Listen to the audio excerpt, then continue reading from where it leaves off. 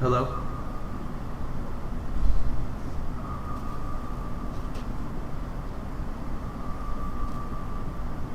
Testing.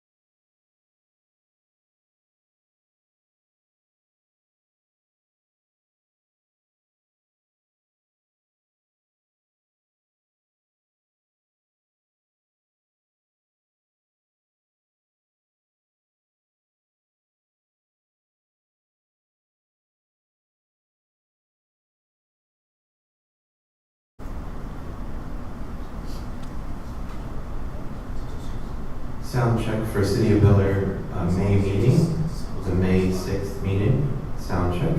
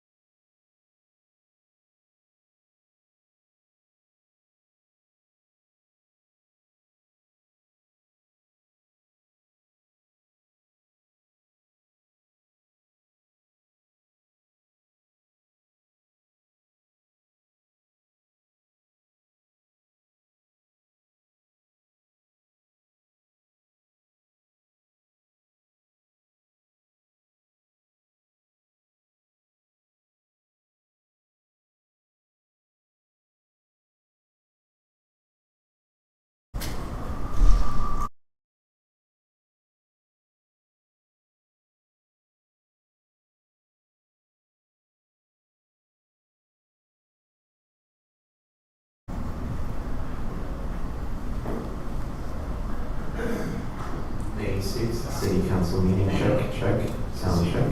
Nope, should go to testing. It looks good, looks good, that, one last time. Too a little far, yeah. Yeah. It's west of I was thinking like Tulsa Bridge. Oh,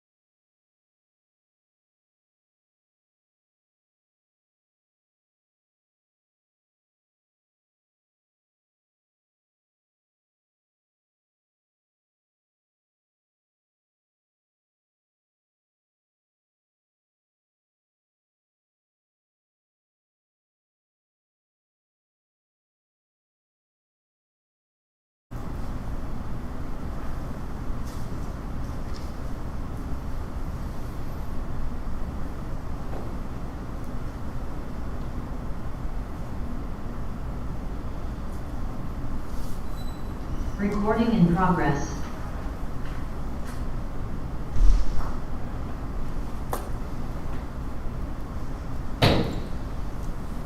Good evening, everyone. It's 6 p.m., May the 6th. Council meeting will now come to order. And now the invocation will be presented by Councilmember Baker. Thank you. Our Father who art in heaven, we ask your blessings on the people who have been called to lead the city in which we live, work, and enjoy this beautiful gift you created. Help us as leaders to not just ask first, how do we fix this, but what do we need to learn before attempting to fix problems?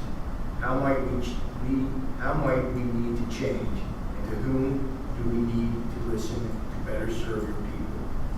Remind all of us, because we all forget from time to time, we are not only leaders, but also servants, and that it's our responsibility to serve for the good of all. Father, we pray that you may grant us the wisdom and courage to know and to do what is right and good and true. May we speak out when it's time to speak out, and listen patiently and receptively when it's time to listen. We pray that you open all the eyes, hearts, and minds of this community, and they will find and follow your will to benefit all the people of this city. May all of us always be guided by the spirit of the community and by the just spirit of justice of the city. This we pray in your name, Holy Son Jesus. Amen. Now please rise and join me with the Pledge of Allegiance. Pledge allegiance to the flag of the United States of America and to the republic for which it stands, one nation, under God, indivisible, with liberty and justice for all. Renee, would you please call the roll? Councilmember Frank Bankert. Present. Councilmember Lloyd Roberts. Here. Councilmember Kim Shaw Elliott. Present. Mayor Dave Gaddis. Here. City Manager Kyle Riefler. Here. And City Attorney Randy Mora. Present. Thank you, Renee. The first item on the agenda is approval of the agenda. Do I have a motion to approve? Motion to approve. Motion made by Frank Baker. Do I have a second? Second by Elliott. Councilmember Elliott. All in favor? Aye. Any opposed? The agenda is approved. All right, we are on to item number 2, which is citizen comments. If any citizen would like to address the council about a topic not already on the agenda, please raise your hand. Wait to be called on. We ask that you limit your time to no more than 3 minutes, and remember to direct all questions and comments to the council. If any council member would like to respond to citizen comments, please hold your responses until we reach council comments. Would any citizen like to make a comment? Yes, sir, Mr. Hansen.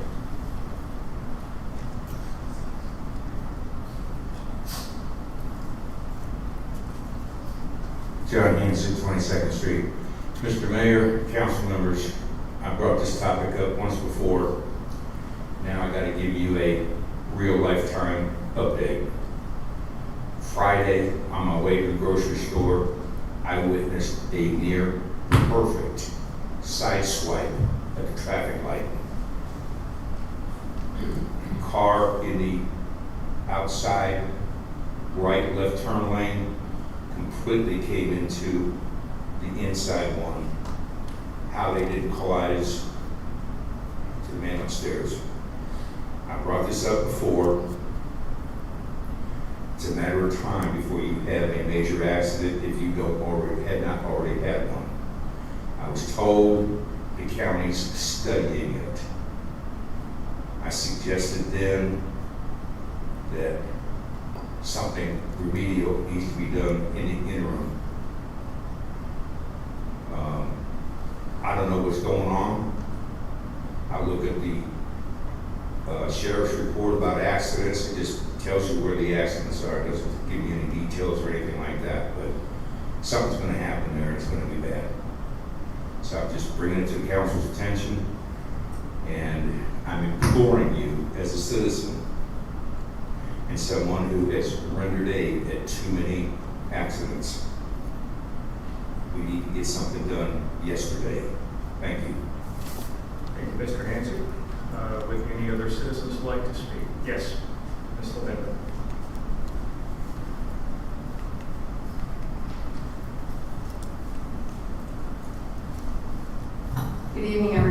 Tammy Lavenda, 97 Harbor Drive.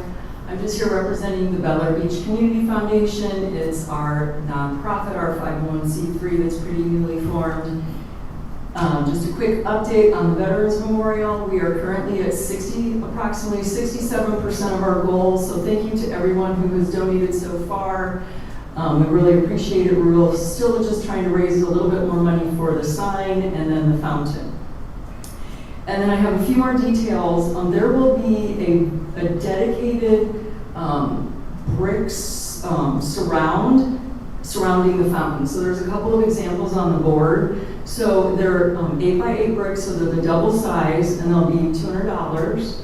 And we're hoping, because there's only 20 of them, that each of them will be dedicated to a loved one who has served in the military.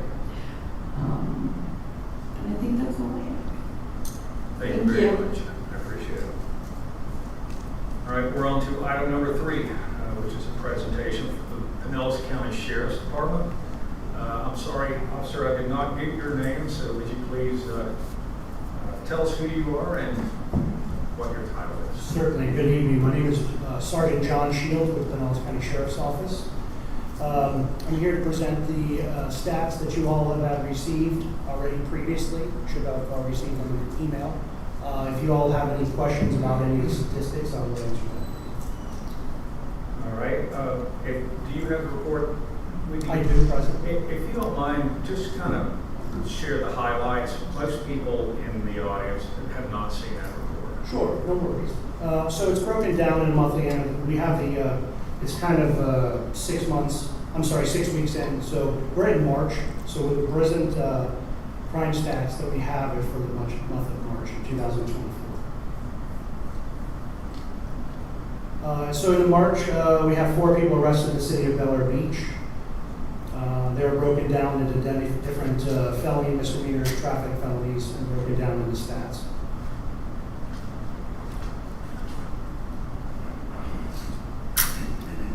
There were 644 events in the city of Bel Air Beach, with 728 units responding. The units are comprised of deputy sheriffs. There were 3 traffic crashes in the city for the month of March. They may include accident and hit and run divided up. We have 212 citations to include warning citations for the city also. They're broken up. I believe 97% of them are listed as parking citations. We have 95 of them are warnings and 20 are issued with traffics.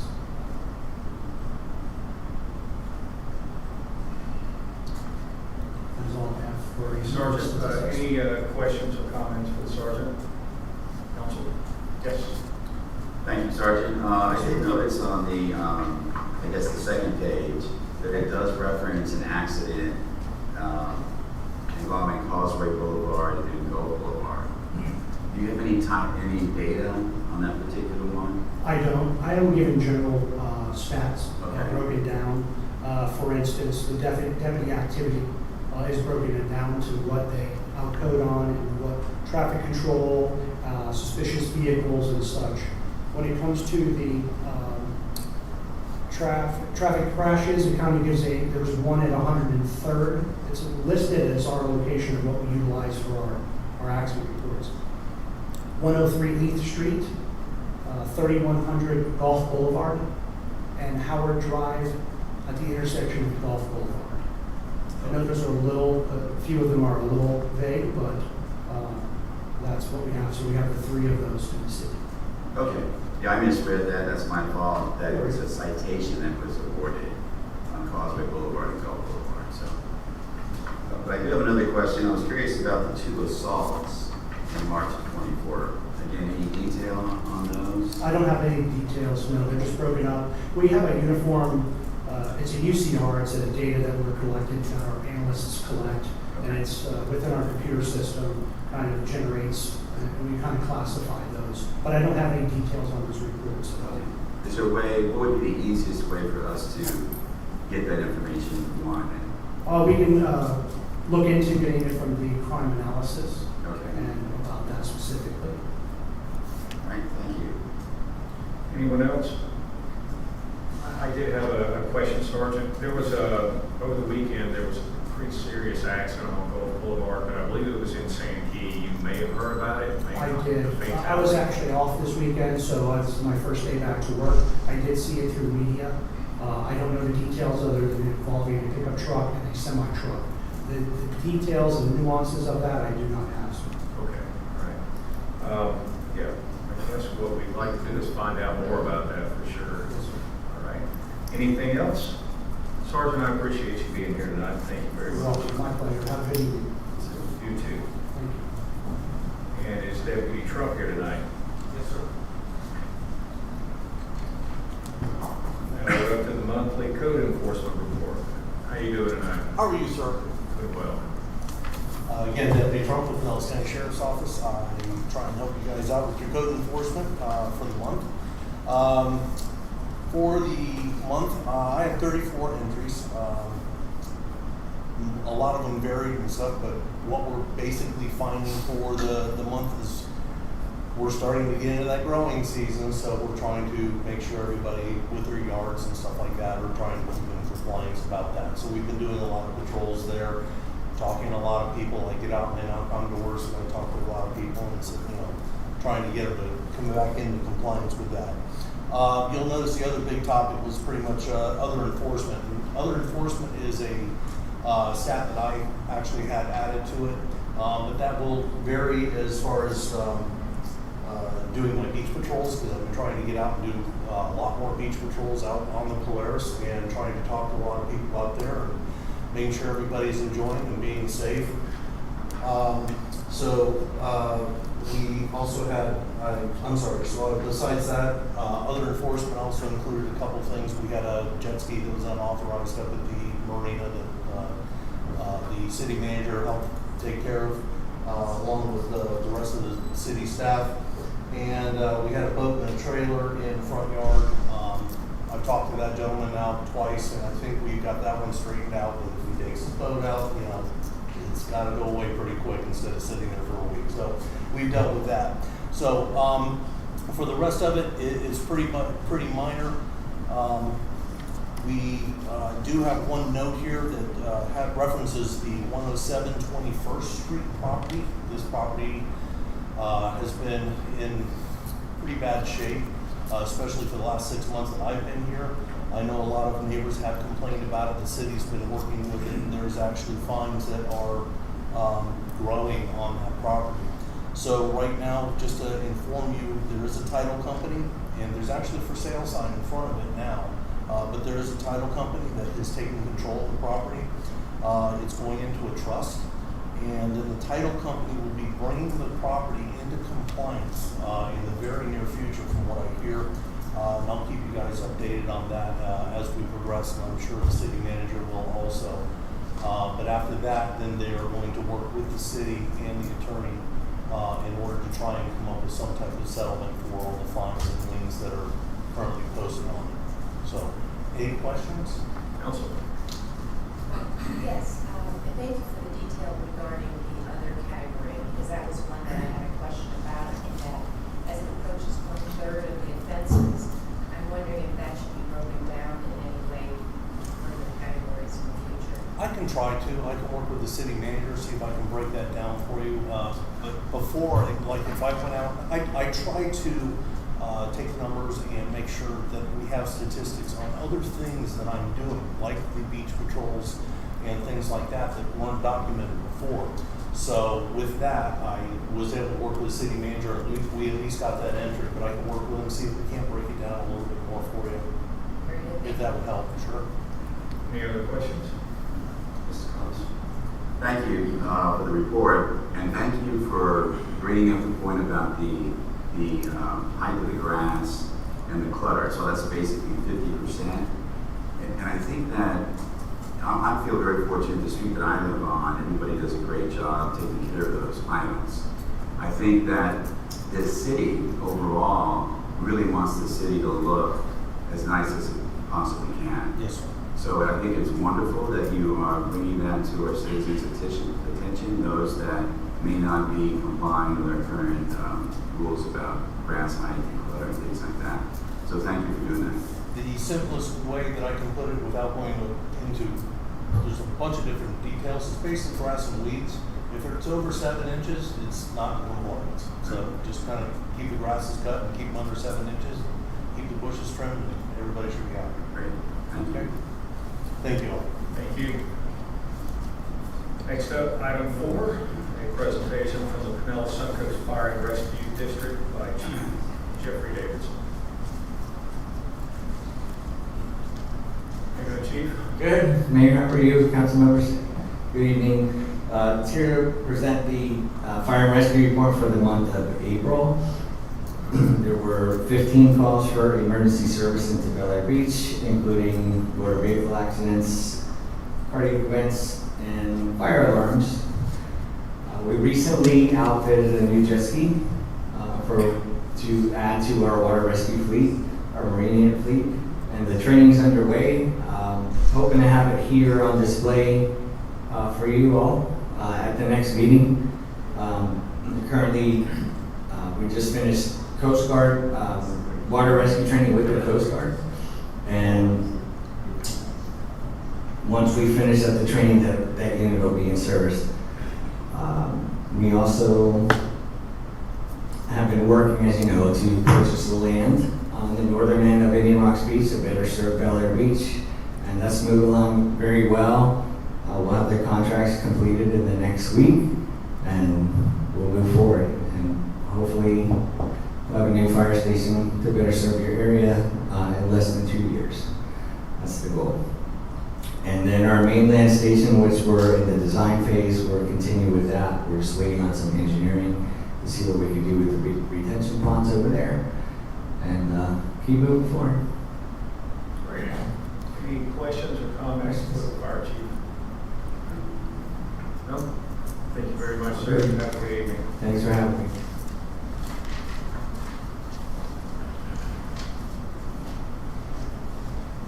Number 5, city attorney report. Randy? Thank you, Mr. Mayor. Since our last meeting, I've been researching how different communities have adapted to sign code revisions. I've been gathering that information, including, in addition to just general research, serious public records requests of different communities, and getting that material together so as directed I can meet with Member Shaw Elliott and have a discourse on gathering that information in a way that will be helpful and not just here's a flood of information. In addition to that, of course, working with the manager on day-to-day issues. We are almost exactly 2 months post the close of legislative session, and honestly, there is a lot up in the air. Recall that the process is that both chambers pass identical bills. Those bills, if passed in identical form, are at some point transmitted to the governor. The governor signs them or vetoes them. He has 15 days to do so once a bill is transmitted to him. And if the governor does not sign it within those 15 days, it's deemed passed. So for those of you who remember the lore of the pocket veto in the 90s, it's a pocket approval in our state system. There are many bills that were passed that still have not been sent to the governor, notably the short-term rental bill that a lot of communities were tracking, housing bill, transportation bill. There's just a number of them that are sort of in limbo. That doesn't mean he will be vetoing them. They just have not been sent to him. And there's not necessarily a date certain that they will all be sent by. Most bills are typically sent by now or at least mid-June, because a lot of bills tend to have an effective date of July 1. So you want to have them signed at least 2 weeks out from that, or have a 15-day window before that. So we expect to see a little bit more motion, but if you track something or there was a legislative issue that was near and dear to your heart during session, you're wondering why am I not hearing about this, or why are we not doing anything yet? It ain't over till it's over. It's got to be signed. And so we are tracking that closely, but I do want to make that known. It's a little bit curious. Bunch of theories on why it happens some way, but it is it's a truly arcane process, and that is like the final document sits in a drawer, and until it is summoned, it's sit under lock and key, and so we're waiting for those bills to either be summoned by the governor or otherwise get to his desk. So other than that, happy to answer any questions you may have. I also, just because it was a topic of discussion at April's meeting, I continue to remain in weekly contact with the whether it just be a simple phone call to check in or otherwise with the attorney for the town of Bel Air Shore.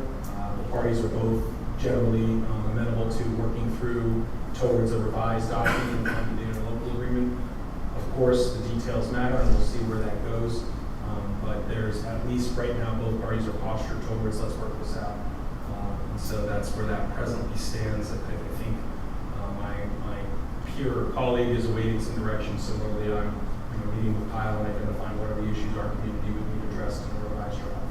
And also recently reached out to Mr. Banker to meet with him in the same regard. So that's where that is. Happy to answer any questions. I have a question. Where are we on the look back period? There's an ordinance on the agenda tonight, sir. Okay, all right. For some reason, I didn't read it the same way. You may have, if you were tracking it through the entire process, recall that when you first said, this is a priority, we want this as a council, we want this prioritized. My concern at the time was it may need to go before the planning and zoning board. It did, and they considered all the provisions and looking at it, I thought it best to break them out into multiple ordinances. And so that's what you have 3 ordinances tonight under the plan restrictions that are being brought, including that. It was a little confusing whenever I was reading it, but I'll make it clear when we get there, Mayor. thank you very much. Any questions for the city attorney?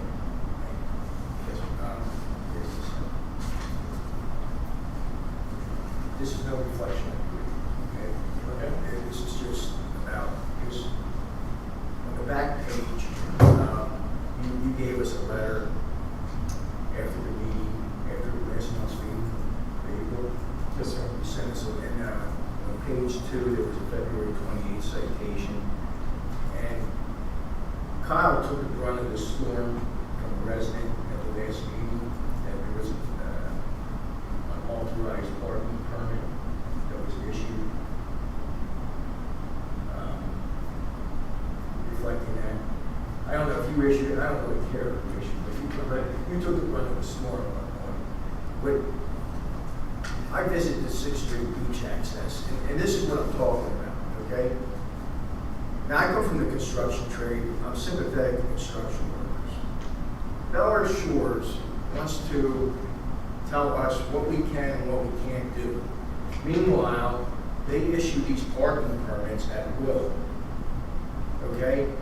Now, I've also copied on the back page Bel Air Shores Code parking permits. And I'm just going to paraphrase. Such parking permits shall only be issued as may be provided by the Board of County Commissioners to the property owners in the city of Bel Air Beach, east of Goff Boulevard, and shall be numbered. These guys aren't east of Goff Boulevard, all right? They're construction workers. They're given a permit to park here all year. This thing goes from February till the end of December, all right? Our interlocal agreement also notes who can park in these lots. East of Goff Boulevard, the residents of Bel Air Beach. The deeds from the Kirk Beach on out also notes who can park and who can use these lots and what are the purposes to be used. Beach and bathing purposes. Now, if Bel Air Beach and Bel Air Shores wants to really get along, okay, they have to comply and give us equal treatment, is what I'm saying. So I know you're in talks with them a lot. And I would bring this up because one day there was 10 cars parked in Bel Air, in the 6th Street access, and the one guy backed up. I was coming off the beach. It was well, I'm old now, so I can say there was 2 older women, okay? One in wasn't a wheelchair, it was an assist. He backs all the way up, 2 feet from the access point where the grass starts. And she says, I can't get around there. So I went up there. I said, hey, how about moving your truck? He says, I'm busy doing paperwork. Thank God Robert Shaw, our deputy, comes pulling in. He pulled right out. But what I'm saying is, he had no right to park. And this is just bad behavior on their part. Member Bankert, I appreciate you bringing this tangible example to my attention. What I would say is, one, we are, as I've stated, I think that to the extent I've been in contact with their officials, I think that all those representations of working toward a resolution are in good faith. I'd also caution, as we work through this process, just generally understanding, especially in these small communities, as we see turnover, like we're talking about an agreement that goes back almost 20 years, right? And we've seen a lot of turnover in our communities in those 20 years. There's not always an awareness or an appreciation, and that doesn't necessarily excuse it away, but I would not suggest that it's necessarily always malicious. And so I agree with you that we need to bring this to their attention and we need to address it. And this needs to be not just on the list of things we address long term, but near term, making them aware of that concern, and I'm happy to do that. And again, he got land based, and I didn't, okay? Yeah. And I don't think he did anything wrong, to be honest with you. I don't know what the circumstances were, like I said, and I don't have a problem with construction workers parking there either. If they work this. That's if they work. And we can navigate them. Thank you for bringing that to our attention. I'll make note of that. Any other questions or comments for the city attorney? Mr. Moore, do you have anything else? No, thank you, Mayor. All right. Thank you very much. And now we're moving on to the city manager report. Mr. Briefly, you're up. Thank you, Mayor. Start off with the Gulf Boulevard undergrounding. Last month, we did a contract with the UCF to install the conduit for the rest of the communication portion of the Phase 2 north side, well, north and east side of Gulf Boulevard. And good news is that the material should be arriving within a couple of weeks, and they're going to get started on that. The stormwater improvement project, currently we're still working up from Morgan Drive down to 23rd Street. They are replacing the curbs, and they'll do the milling and resurfacing for those 4 streets. And after that, the plan is to come down to this south portion, which is going to be the 9th Street, Harbor Drive, Cedar Drive, Spruce Drive, and Palm Drive. Speaking on that, I'm going to try to share a screen. But member Shaw Elliott and I went out and met with 2 property owners for the options that we were looking at during our work session. The concern was would they be willing to have that pump station and power panel in front of their properties.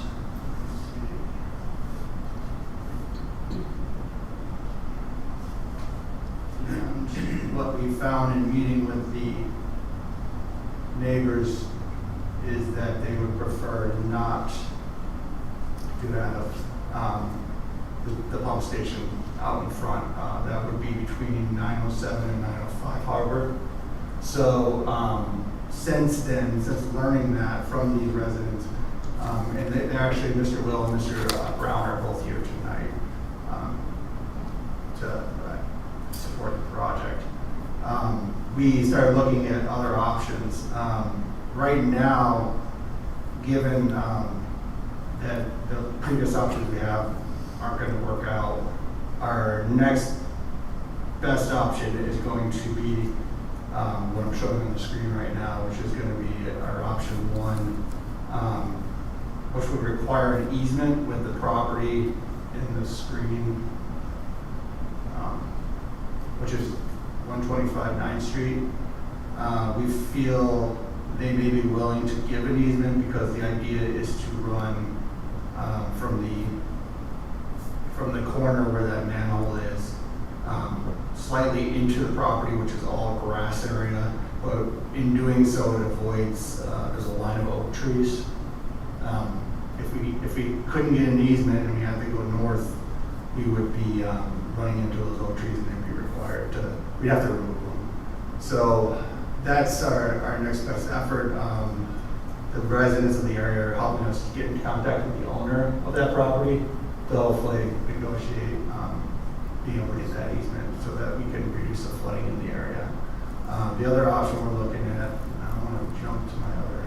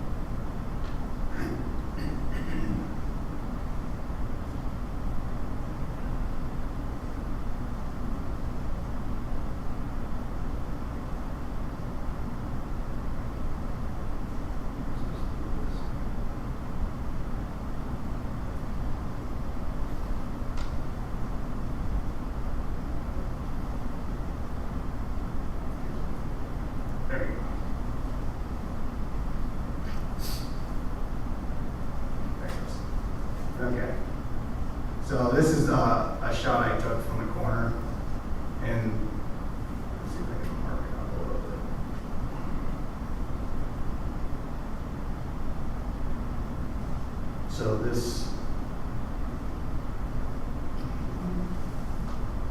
on the left where it says pump station option 1 with easement, so that kind of shows you the line of sight going from that manhole. It has to cut to the west a little bit. The property line for 125 9th Street is slightly to the west of that telephone pole directly in front of the screen. But with the easement, we'd be able to move more over into the grass area to get the pump station roughly just past their property before it got to the existing pipe that runs from the retention pond. The idea would be to put the pump station in that area and then trench the force line across to the swale through the road. The other option, pump up station option 2, that would be to go directly across the road and position it. We'd have to keep it to the south of the swale because we couldn't cross over the swale and we can't go through the pipe in the road. But that would be the less preferred option, to put the pump station in that general area as far away from being in front of the property owner's house to eject the water into the swale same way. And I have some aerials too that kind of show option 1 and option 2. And I spoke with Larry Flutie, city engineer. He's aware of what we're looking into. It's really pending when we can get in contact of the property owner of 125 9th Street. So hopefully we can do that soon to narrow down if that is a feasible option. Then we can get him to start drafting the plans to get a cost estimate. Both these options, we can still move the project down to this area. And at this point, we'd be able to replace the valley curb and mill up to just north of Mr. Brown's driveway. And then what we could do is not do the replacement of the remainder of Harbor Drive that borders the park. We could do that in the future with this project if we felt we still needed to do so. The curbs and the street aren't in horrible conditions. I don't think it would negatively affect anything, but that way we wouldn't be refurbishing the streets and curbs, only to tear them up again. So that's a quick update on where we're at with that. Hopefully I was able to show you the ideas and you can understand. I don't know if later we want to give an opportunity to the two property owners to speak on it, but they support the project and they've been working with us to find a reasonable way to put the pump station and make it work.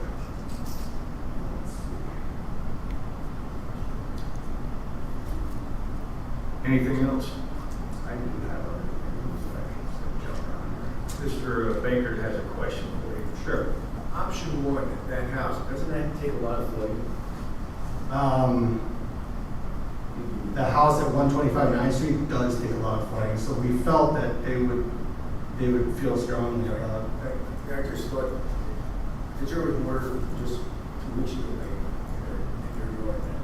That was, that was the day after I came in the city hall. Right. Okay. Thank you. So again, I will keep the city council aware of where we're at on that and our progress as we try to make contact with that resident. The code review project, Mr. Sterna is compiling all his recommendations for us to review, and we will be putting together the draft ordinances. Again, most of them are going to be more restrictive, but we want to get started for review to get them looked over and for more discussion on what we're recommending. The Gulf Boulevard and Causeway Boulevard intersection study, we did have an update on that. The Dallas County Public Works invited member Roberts and I out on May 1st, I believe it was Wednesday, and showed us the camera that they installed at the intersection. The camera is kind of the best technology they have that they're using within the county right now. When they learned about our need to study the intersection and to analyze it, it's working at the most efficient way. They saw it as an opportunity that we kind of looked down on and got it installed. So now that we have it, it operates on AI software. It's very high tech. They showed us real live imaging of the high def camera identifying vehicles, watching go through the intersection. It operates on demand. So I've noticed personally when they asked, and it's mainly because the computer is watching the traffic patterns and it's changing the lights, not on a timer, but more so in analyzing what best way to change the lights to get the most traffic through the intersection. I've noticed an increase in,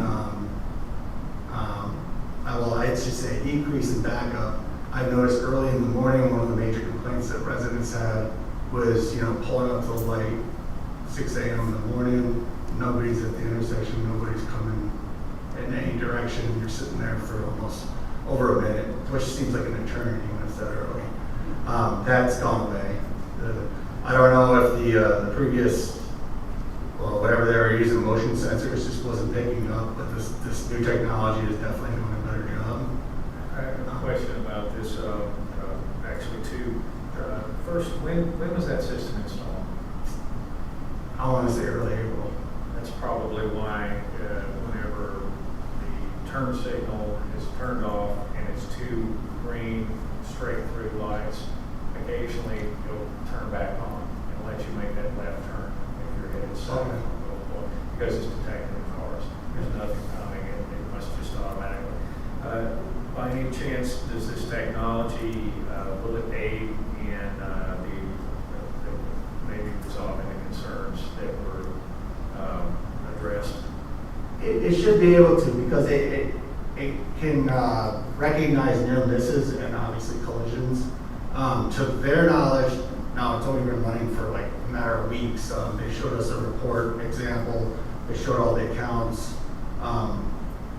They can get the data on how, like they can tell the speeds the traffic was moving through in all different directions. They can tell near misses. They can tell when the car comes out of the lane. Like it's very, very complex. They offered, they're going to send me a report based on their recommendation, and what their recommendation to us is at this moment that they feel the intersection works most efficiently with this technology installed the way it is with the 2 lanes going left. What they did feel when they really looked it over and analyzed the numbers was that when you turn left, you have I should say delineating lines that guide the 2 lanes as you turn. They felt that we could use another set, not just in between those lanes, but another set on the far, which would be the east lane, turning left to go over Causeway, to help them guide them to not cut short on the stop bar. Another thing they thought that would make a difference is repainting those lines all the way through, so once you make the turn, you're heading towards the bridge. They're kind of worn out, so they felt like marking it better would help traffic stay in their lanes. But at the same time, as soon as you turn to Causeway Boulevard, there's a merge arrow. So I guess the guys that work in the traffic division felt like that could be playing into the fact as soon as people turn, they see that merge arrow, so it's causing them to feel like they got to get right over. There's plenty of space that it extends almost all the way up to Cedar Drive, and they felt that that might also help with that intersection. It's not perfect, but where we're at right now, with the new camera they got in there, They really can tell what's going on. They can, you know, like I said, they can tell if there's an accident. They offered to share this data with us. So as we move forward, I think that if we have questions, concerning near misses, concerning accidents, speeds, they can provide that data.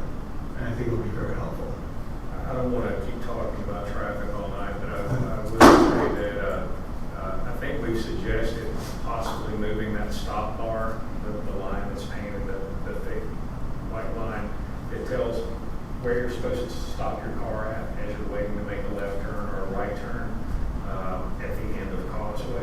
If that thing was moved back, they could make it a less drastic turn, and I believe that would help.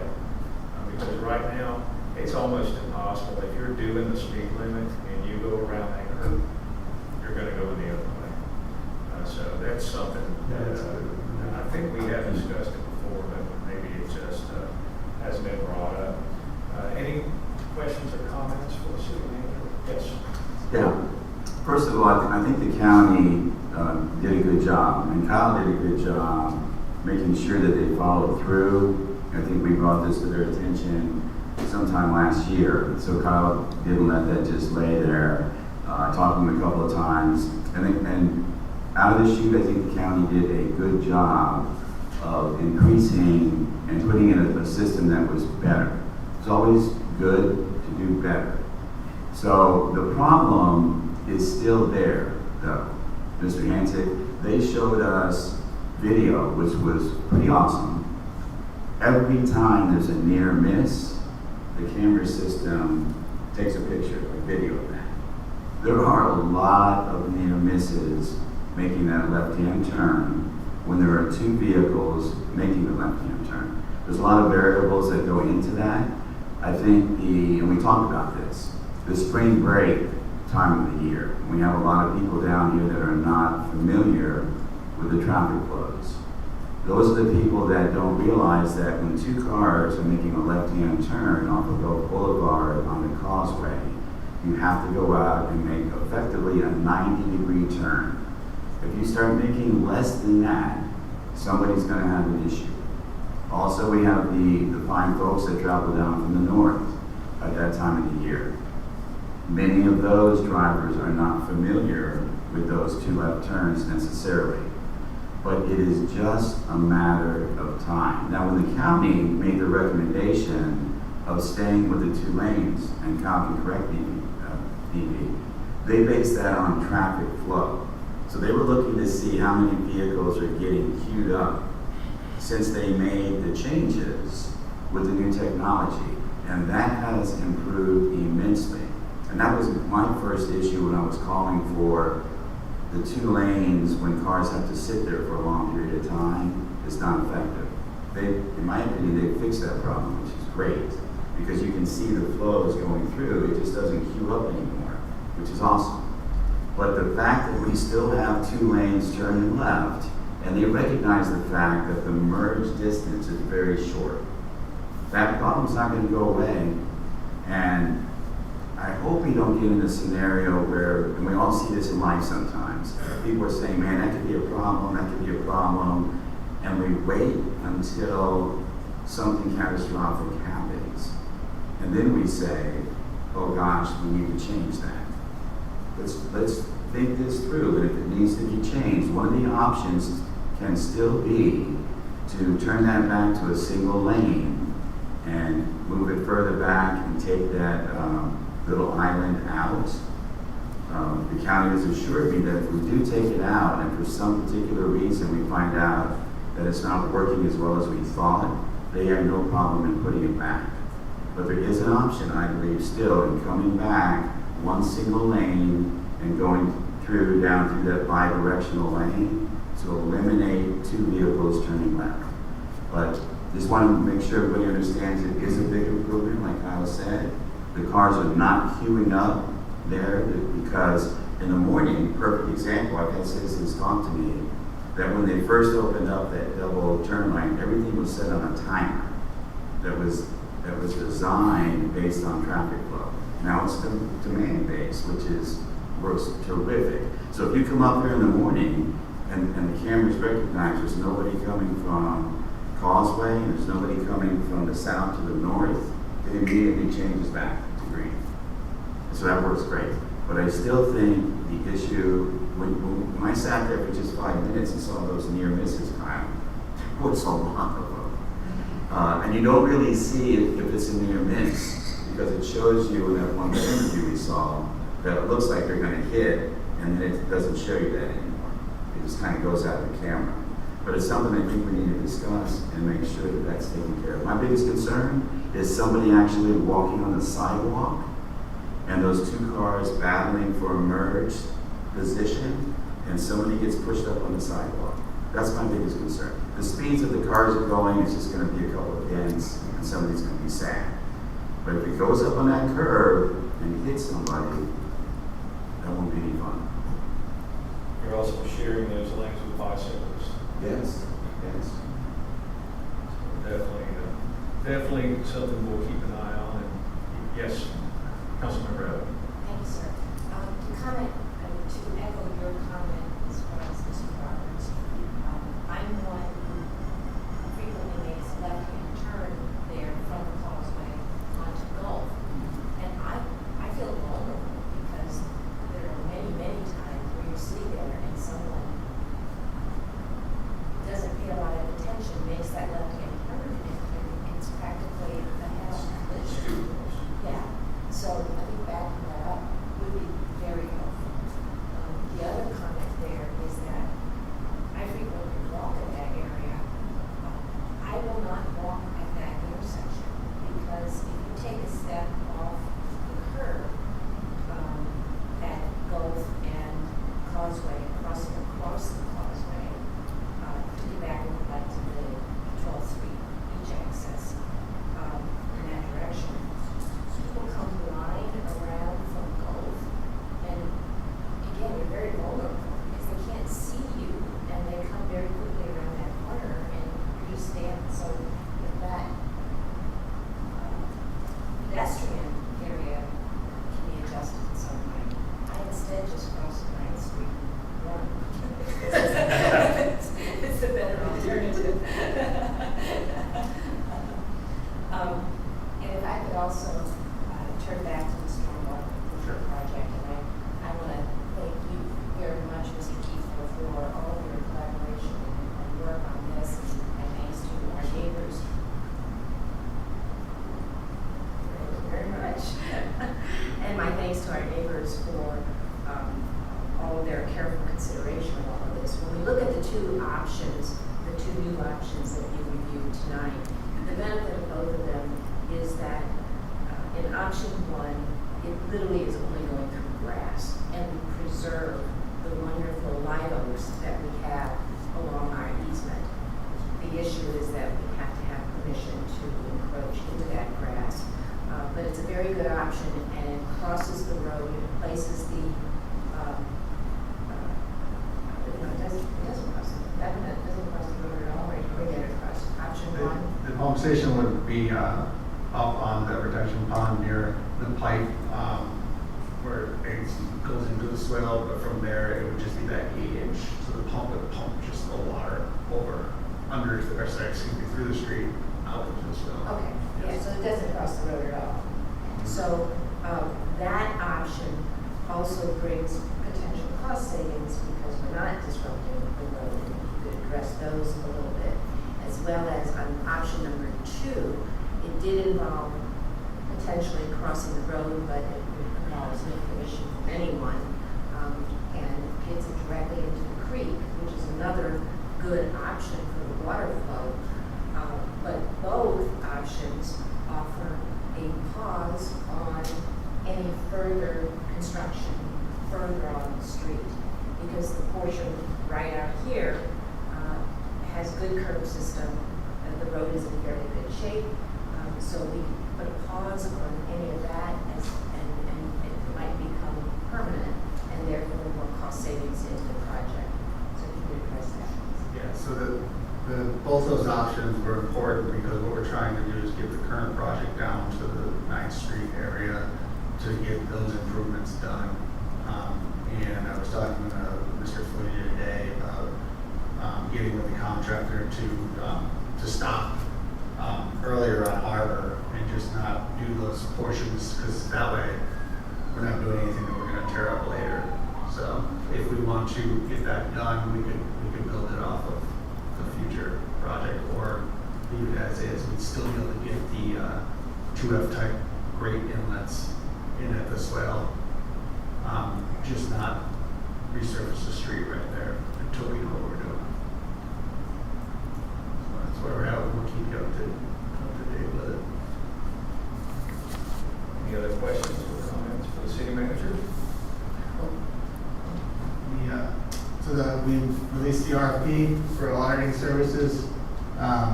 We got questions going to come in on May 14th, and it's due May 31st. From there, we'll call back the audit committee to review. Quickly, I have the Florida City County Managers Association Conference from May 29th to May 31st. I will be in Orlando, but still, working, answering emails. And I don't know if anyone noticed, but we did get the carpet changed out in this room.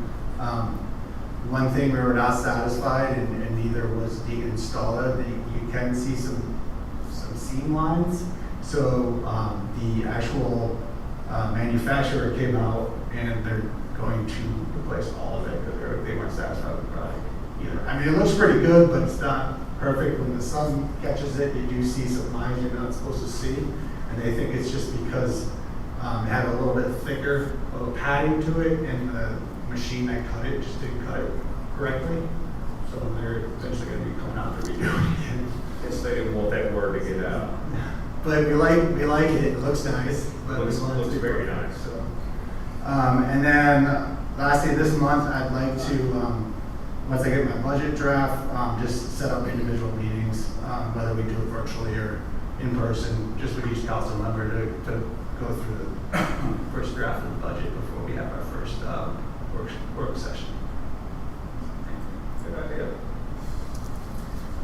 All right, any other questions or comments? You've got enough anyway, right? Yeah, we're good. All right, now we're on to item 7, city clerk report. Ms. Rose, you have the floor. We've been working as business as usual. I have nothing further to report. And you're doing a great job. Anyone have questions for the city clerk? All right.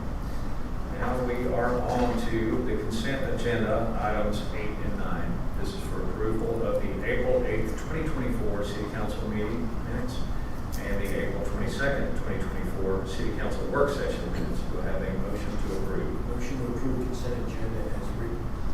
Motion made by Frank Baker. Do I have a second? Second. Second by Lloyd Roberts. All in favor? Aye. Any opposed? All right, consent agenda passes. Now we're on to the regular agenda, item 10. This is consideration of accepting the annual comprehensive financial report for fiscal year ending September 30th, 2023, presented by Salt Marsh, Cleveland & Gunn, Certified Public Accountants. Welcome. Thank you. Good evening. My name is Chuck Landers. I'm with Salt Marsh, Cleveland & Gunn, and we've had the privilege of serving as the city's auditors for several years with our predecessors before that. Tonight, I'm going to present the annual comprehensive financial report, not in detail, but in summary. I believe everybody's been given a copy at this point. Before getting started, I definitely want to say thank you to Kyle for your assistance with the audit process. There's no way we can do it without you. And especially then Heather with Andrew Test CPA. I don't know if you all work with Heather very much one-on-one, but she is a tremendous asset to the city. Very fortunate to have her.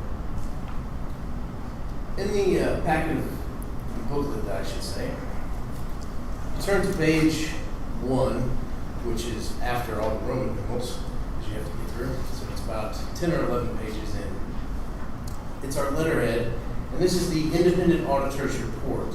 It's a multi-page report, but I'm only going to read the first 2 paragraphs. These are the ones that I would consider the most important out of these pages. These are the opinions paragraphs under the report on financial statements.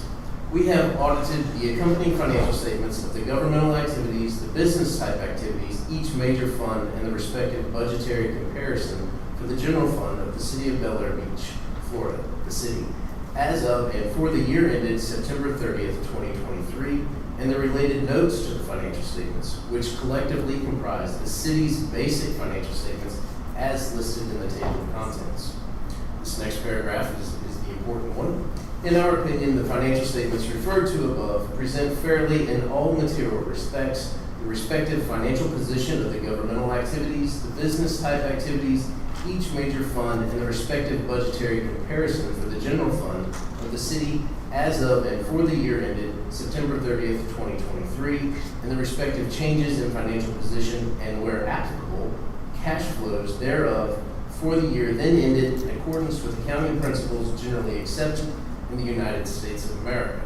That's what's called an unmodified opinion. It's the clean opinion. It's the best that we can give and the best that you can receive. The next several pages are the basic financial statements and the notes. I'm not going to go through these in detail, like I said, but there are a few that I'll just point out if you don't mind following along with me.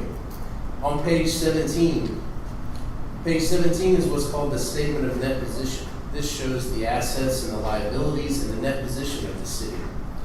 As of September 30th, 2023, this is a snapshot. The numbers were different the day before, they were different the day after, but it's what they look like on this day. And I'm on page 17, the statement of net position. Just above the middle of half of the page, you see total assets, $24,322,000 in the far right column.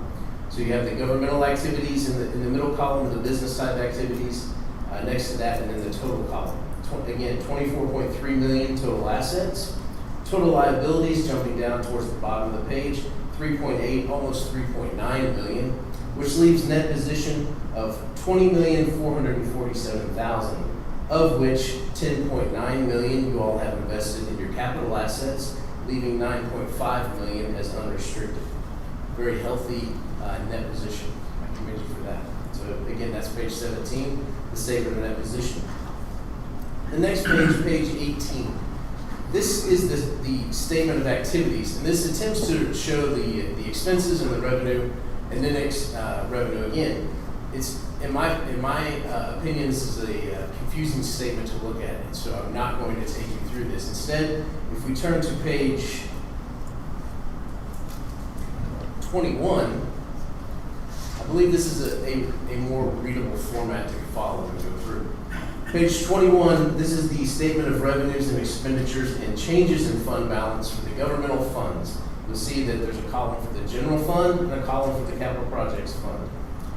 A third of the way down the page, total revenues, $3.3 million for the general fund, a little over $2 million for the capital projects fund, for total governmental revenues of $5.3, almost $5.4 million. The middle third of the page shows the expenditures, total expenditures for the general fund, a little over $2 million, capital projects fund, just under $2.2 million, for a combined of $4,250,000 roughly in expenditures for the two funds. Then the bottom third of the page, you see these are other financing sources and uses. The general fund did transfer $1.1 million to the capital projects fund, but overall the net other financing sources was $381,000, which consisted of debt proceeds. If you're looking at this from a business perspective, this would be roughly what net income would be. So in the general fund, you see net change in fund balance, a positive $173,000. For the capital projects fund, a positive balance, a positive increase of $1,335,000 for a combined $1,509,000. Increases all across the board. If you turn to page 25, page 25 is the statement of revenues and expenses and changes in net position for the proprietary funds. These are your business type funds. You have the stormwater fund and the marina fund are the two funds that the city operates. Again, this is looking at the revenues and the expenses. The revenues for the stormwater fund, $975,000. The marina fund, $78,000, for a combined $1,053,000. Their expenditures, $232,000 for the stormwater fund, $75,000, almost $76,000 for the marina fund, for a combined $308,000. What does that yield? That yields a net increase in net position of $743,000 roughly for the stormwater fund, $3,000 for the marina fund, combined $745,000. So again, positive net increases across the two funds and in total. The next several pages, there's some more statements, but then you get into the notes and the financial statements. There's only just a few notes that I want to point out.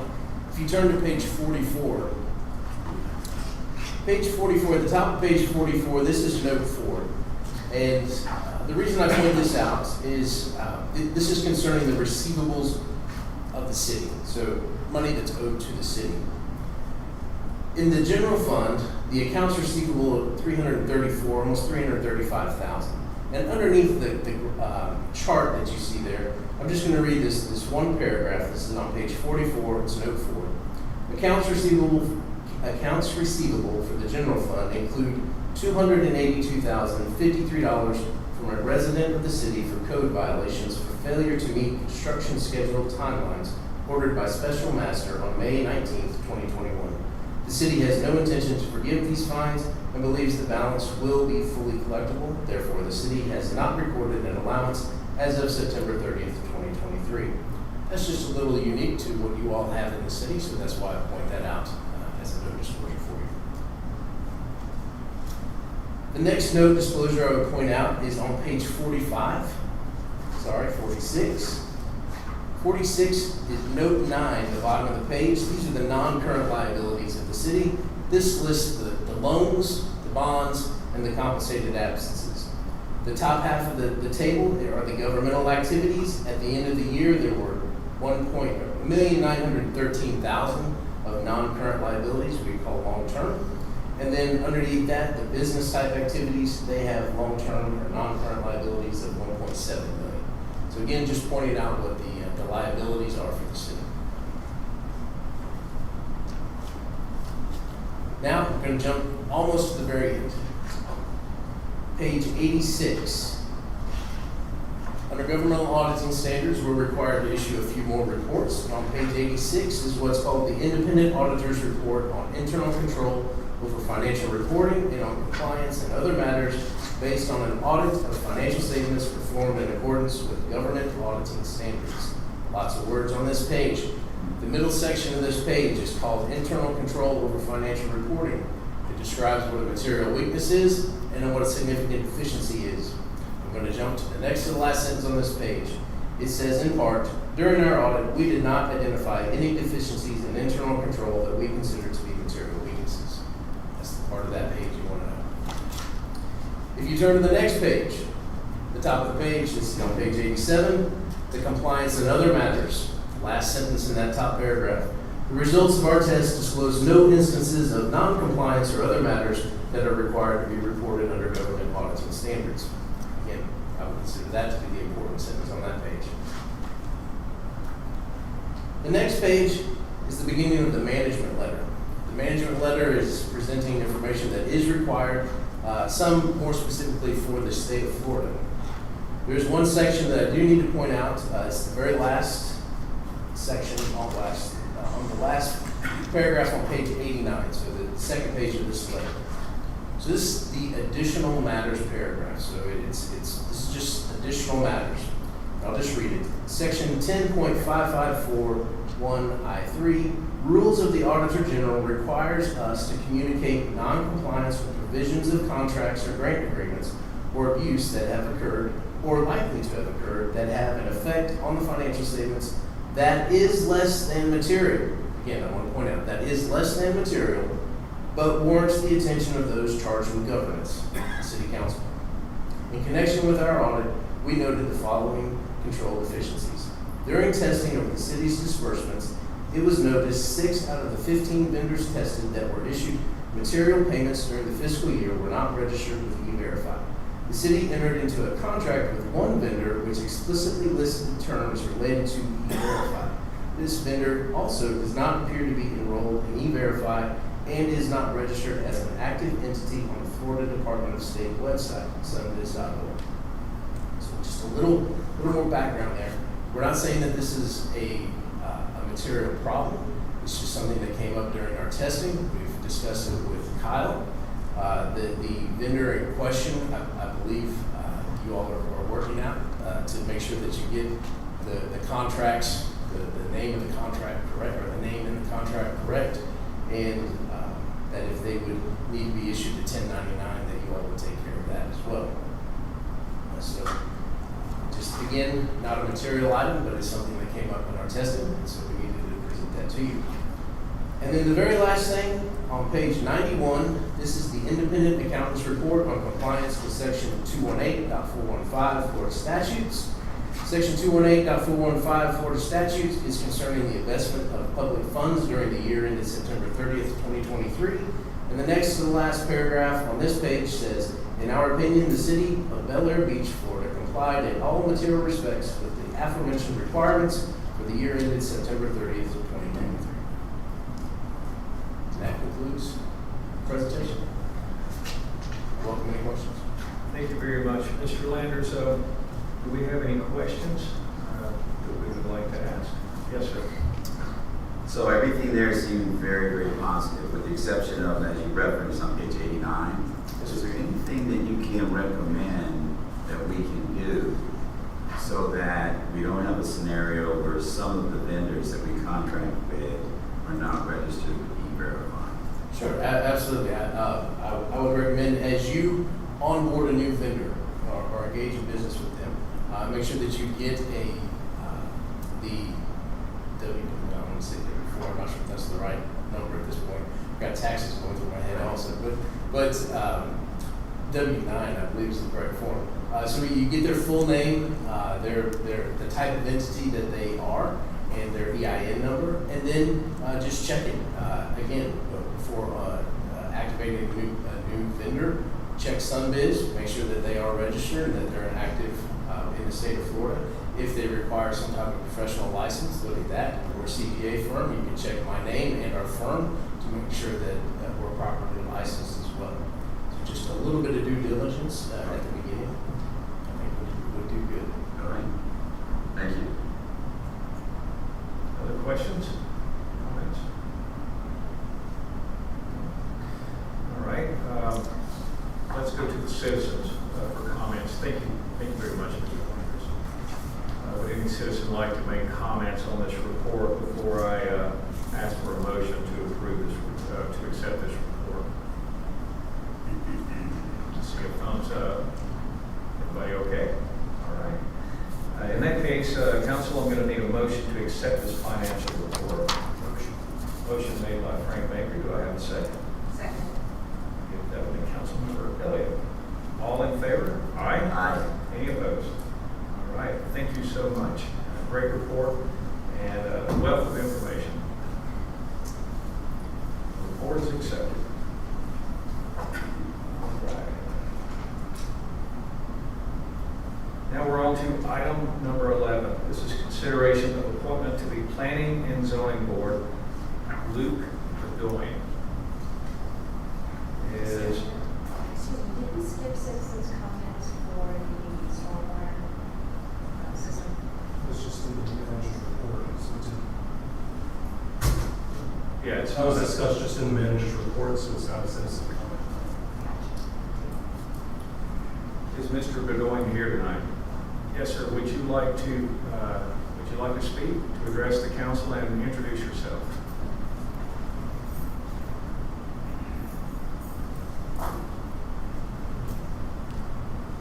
How are you, sir? I'm well, thank you. Yeah, I'm Luke Baldwin. I live on 6th Street. I've been living in Bel Air Beach since '87. I've seen many good projects taking place. I've seen some not so good, but the majority have been good. And I love living in Bel Air Beach. And if I can contribute myself time to be of service to the city, well, so be it. I'm willing to give you the time. And I have been a real estate entrepreneur for many years, not only in Florida, but also in Massachusetts. I own several properties on Cape Cod. I remodeled them, I flipped them, and I don't know what else to say other than I'm willing to work with you and an issue not too long ago on 6th Street with a property that was being requesting a subdivision, and that was not, it was not meeting the requirements of the city. And I voiced my opinion on that, and I complimented the member of the committee for bringing it to the attention of the rest of the citizens of this beautiful city of ours. So I'm applying, and that's about it. Would you mind hanging out for a minute? Let's see if the council would like to ask you any questions. Sure. Any questions? Sure. Yes, Mr. Baker. Outstanding resume. I think we should tackle you before you leave the building. It's a great resume. Well, thank you. Thank you. Any others? I have no questions. All right. I'm going to have to go to the citizens for comment, so please have a seat, and we'll see if anyone else would like to Very speak. good. Thank you. Any citizens like to comment on this topic? All right. Seeing as there are none, citizen comments are now closed. Council, I'm going to need a motion to appoint Mr. Luke Goodwin. Did I say that right, sir? You certainly did. Okay, to the Planning and Zoning Board. Motion to appoint. Okay. Motion made by Mr. Baker. Do I have a second? Second. Second by Mr. Roberts. Mr. Baker, you have the floor. I think it's a great resume, like I said. I really appreciate you volunteering your service. Thank you. I agree. I think you'll be a great asset for the city. Any other comments or questions? No? All right. All in favor? Aye. Any opposed? All right. Thank you so much for serving our city, and welcome to Planning and Zoning. All right. We are on to the mysterious item number 12. It helps when your flash drive is fully engaged. It was all corrupt. It was just the strangest thing. Okay, so this is for consideration of ordinance 24-02. Mr. Mora, could you please read the ordinance, then provide a brief summary of what it all means? Happily, Mr. Mayor, this is ordinance number 24-02, an ordinance of the City Council of the City of Bel Air Beach, Florida, amending the Bel Air Beach Code of Ordinances, Subpart B, Land Development Code, Chapter 94, Zoning, Article 1 in general, Section 94-2, definitions, to amend the definition of substantial improvement, to reduce the look-back period from substantial improvement calculations down from 5 years to 1 year, and amending Article 5, Supplementary District Regulations, Division 1 generally, Section 2494-255, alterations, improvements, and repairs, to align with floodplain ordinance requirements, providing for implementation, providing for resolution of conflicts, providing for severability, and providing for an effective date. This has been a reading of ordinance number 24-02 by title only on the first reading, Mr. Mayor. This is, again, in the spirit of the Land Development Code review that this council has undertaken. We are implementing those amendments that the city does not deem to be more burdensome or restrictive, but rather less burdensome or restrictive, pursuant to the restrictions of Senate Bill 250 or 280. I think it's Senate Bill 250, adopted during the 2023 legislative session. In this amendment, what we're doing, and you can see the 5-year calculation actually comes from the definition of substantial improvement in your code. It's a little hard to see because we do everything through strike through and underline, but if you're looking at the definition on page 2 of 4 for this ordinance, where it says substantial improvement definition, towards the right on the second line and also the 7th line, you can see 5-year has been stricken out and 1 year has been underlined. And that's substantively where that definition and guidance comes for your administrators in your code. So we're changing the substantial improvement calculus to be a 1-year look back as opposed to a 5-year look back. And then also, because this is a consonant amendment, or consistent amendment as far as being related to FEMA regulations, and this is also came at the encouragement of Mr. Serna and with the manager's review, where it provides under the remodeling language, it says, presently it says any permit application for which the total value exceeds a certain dollar threshold, 20,000, shall be required to have a certified appraisal. We've removed that requirement to say market value shall be determined as defined in section 74-134. And section 74-134 sets forth a few options for that appraisal, not limited, or for that valuation, not limited to a certified appraisal. And so that's what we're doing there, again, making it less restrictive, not enhancing the requirements. And so those are these two amendments, and again, these have been discussed previously in the abstract during your code review, and this is the ordinance implementing them on first reading. We'll still have to do a second reading for this to pass tonight. Thank you, Mr. Mora. Before we take this to the council, open for citizen comments.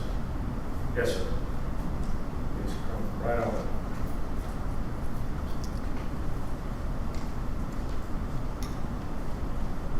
John Hanson, 22nd Street. It's not so much a comment, it's more of a question. The city attorney referenced a Senate Bill 280, so we're being forced to reduce the look back based on a state law that I'm assuming has already been signed into law. I'm just trying to get a little clarification. And it's something about new FEMA maps, so that's all thrown into this. I'm trying to better understand it. Whenever we go to council discussion, I'm sure someone will try to bring light to this. Okay. Thank you. Any other questions or comments for the council? No? All right, citizen comments are closed. Council, I'm going to need a motion to approve ordinance 24-02. So, Mayor, I would like the great honor of moving that this ordinance be adopted as proposed. Okay, I'm going to give that to Councilmember Elliott. Do I have a second? Second by Frank Banker. Mayor, yes, sir. if I may, just to inform the dialogue of the council, address the inquiry that was posed based on my comment from the member of the public. During my opening explanation, I referenced Senate Bill 250 during the 2023, not this legislative session, but the last. What that bill did was it was passed post Ian and Nicole, and provided that nowhere within 100 miles of landfall of those storms, of which Bel Air Beach is within 100 miles of landfall of those storms, and again, landfall might be multiple places, but be that as it may, you cannot adopt any land development code provision that is more burdensome or restrictive. And so as we have done our land development code review, some things we've said, hey, maybe we need to tighten this up or make this a little more restrictive. These are not those. As it relates to changing the look back from 5 years to 1 year, that's a legislative decision that this body has made based on input from its residents, the study that the student had presented, and other legislative inputs that each of you individually consider. This is not a mandate. This is legislative discretion being exercised in terms of changing the look-back period from 5 year to 1 year and all the benchmark comparisons you've done. So that's why we're here. I just want to be clear. This is not pursuant to a mandate. Thank you. Councilmember Elliott, you have the floor. We want to thank our mayor for bringing this to a quick resolution as we have reviewed our set of ordinances. But this is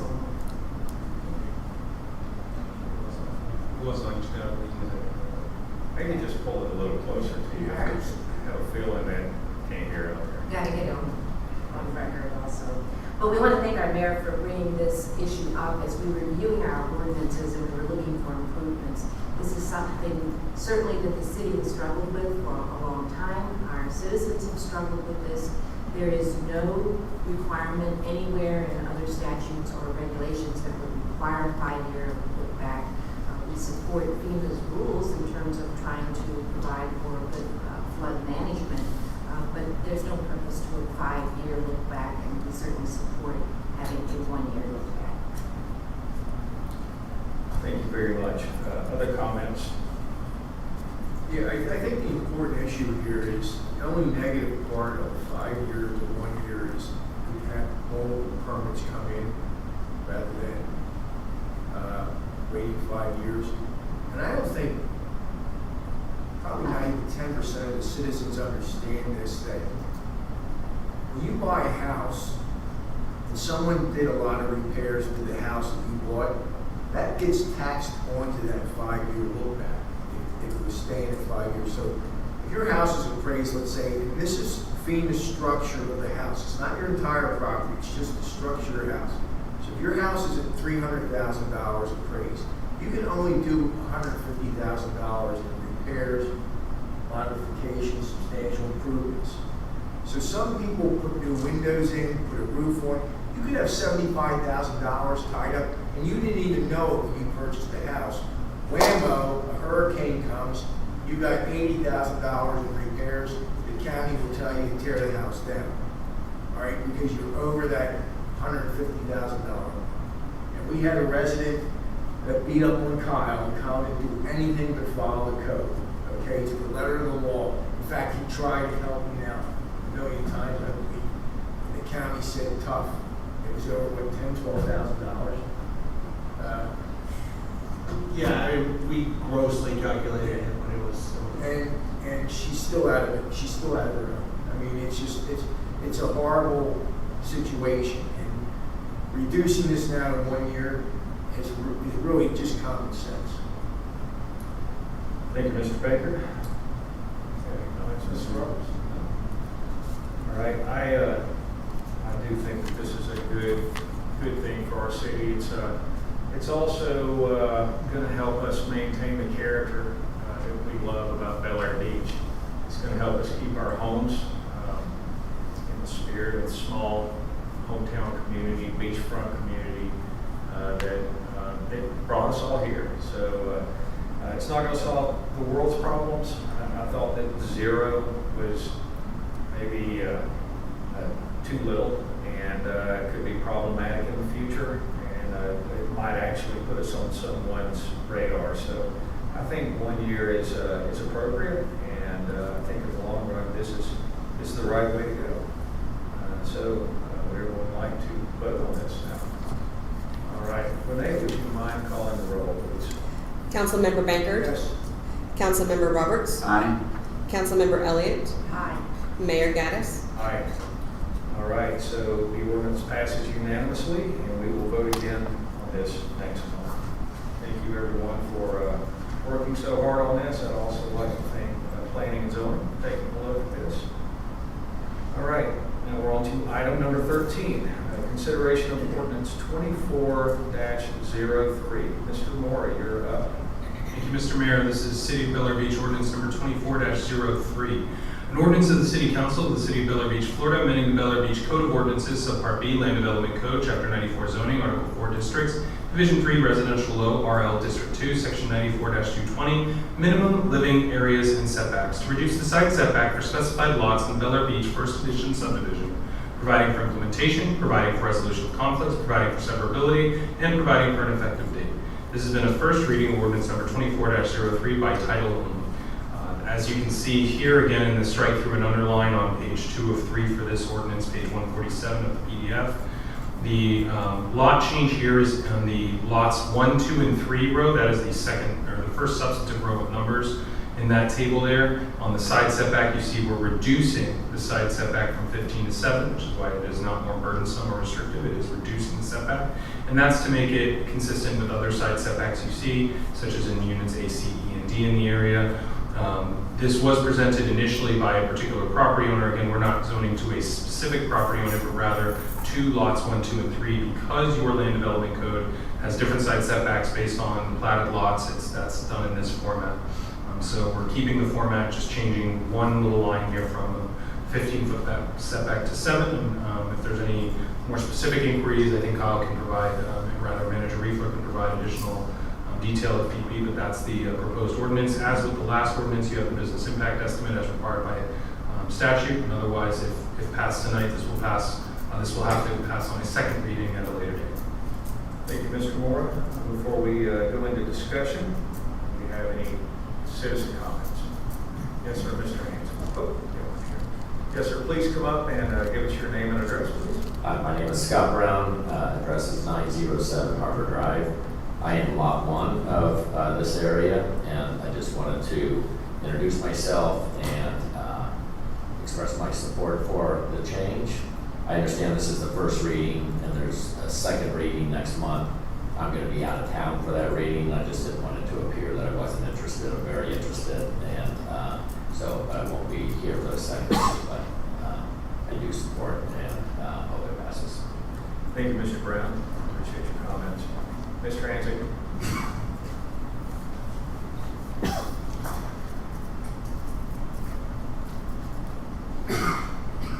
John Hansick, 22nd Street.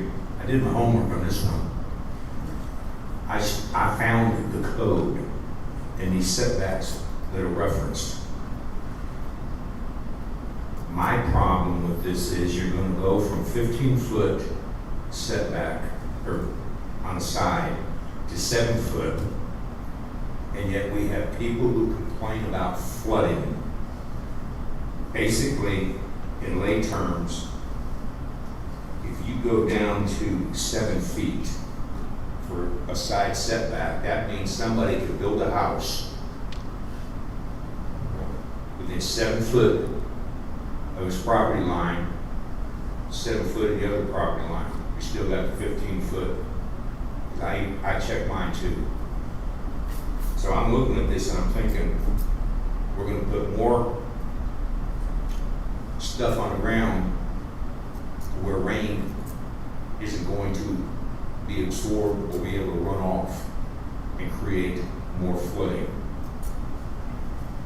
I really don't understand what the point is, but given the fact that we have issues with flooding, and now we're trying to figure out where we're going to put a pump station at the south end of the city, and we do get flooding at the north end, I'm opposed to this for the simple fact, runoff from rain. We haven't had a bad storm yet, but the last one that came through last year while I was out of town, my rain gauge only had 3.5 inches from that total storm. Because I use that to monitor what I need to do with irrigation, but I'm not for that for that simple reason.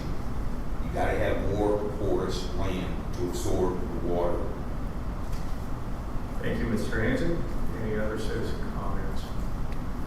Council, I need a motion to approve ordinance 24-03. Do I have a motion?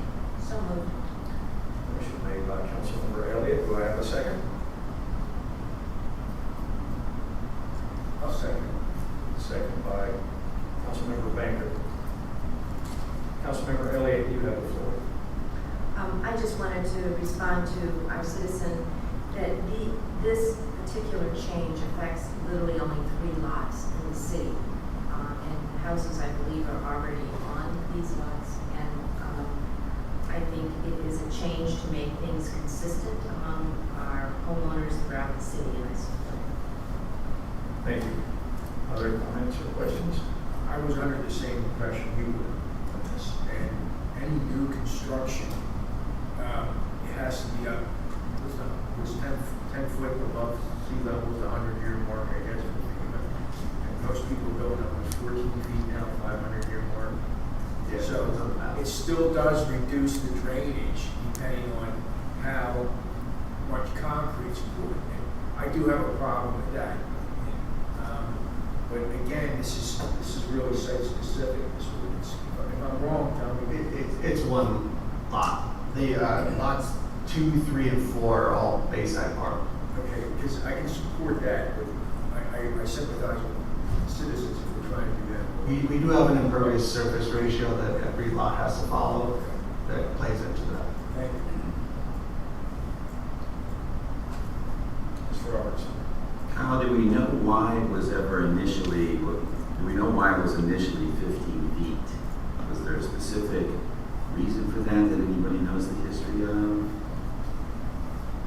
I think originally one investment company owned all the lots before we got the community trust grant, where we got money from federal government to purchase the 3 lots for a park.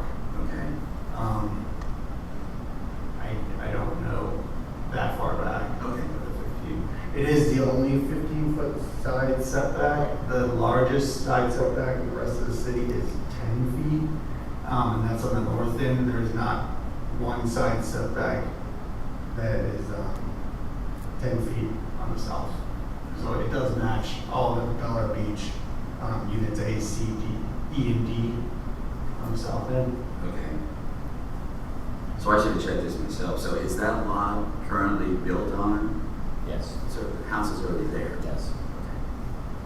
So this, unless he was to tear it down and rebuild the house, this allows him to have, I don't know, if you wanted to place a shed or some kind of covering off of his house, it allows him to get a little closer to the side property line Right. than he normally could. Okay. Do you have a map of that area that you could project? Right. One of the strong. Yeah, I just have it on this phone there.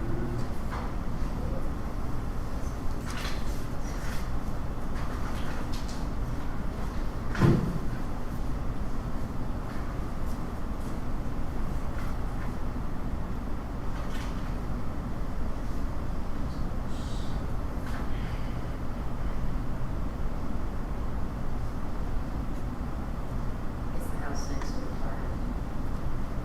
So, yeah, it's 907 Harbor. So you can see he's got 15 feet, which is a pretty big. You can't see the house next to it. Probably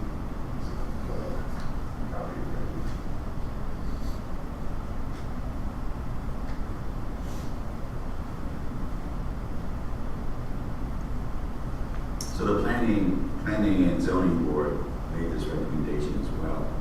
Did you have to go out and work with them and present to them already? Yes. I'm sorry. No, I didn't. I met with Kyle and Okay. had a discussion with Kyle and made the request because it really was a question, why is my lot the only lot in the entire city of Bel Air Beach that has a 15-foot setback? And literally, he looked at it, he couldn't believe it either. It's the only house that has a 15-foot setback. Okay. So I just said, can we make it the same as the rest of the city? Okay. What is the size of the lot in relations to the others?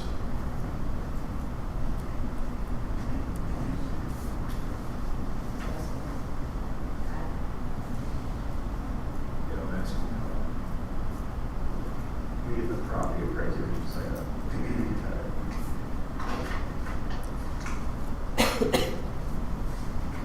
Mr. Roberts, more to your inquiry, just as a point of educational, because in terms of what we're doing here, it's a legislative change, not a variance, and so the gentleman or property owner in a similar position would not ordinarily go before the planning and zoning board beyond the same interest he has here as a member to comment on it. It's not an application for relief that he's seeking. It's just a legislative policy. I just, while we've got the downtime, give you the opportunity to just clarify that difference. Thanks. So you can see the dimensions of the lot on the same, most lots are about 110 feet. It's 110 on one side, 114 on the other, and it's close to 100 wide on the front and 110 on the back. If you look at some of these other houses, they're not quite the same size lot, but you can see that they all have a little bit smaller setbacks. They're built closer to the property lines. do you think that the setback was put in place to prevent building bigger? It's hard to say. I mean, you can union two lots and build a big house if you've got two lots next to each other.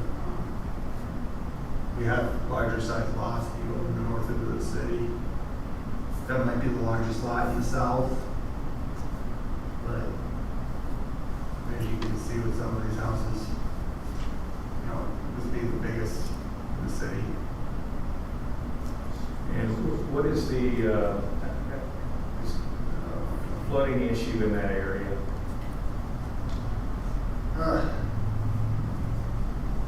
I mean, I don't have the exact square footage of what difference that setback would make, but like I said, the impervious surface ratio of 0.65 is going to apply to every lot. So regardless of size, it's the same ratio. So I'm not sure why we would, you know, he still held to the same standards. Okay. If I might point out also that this lot is waterfront as well as adjoining a creek, and that many of the improvements that are there are permeable surface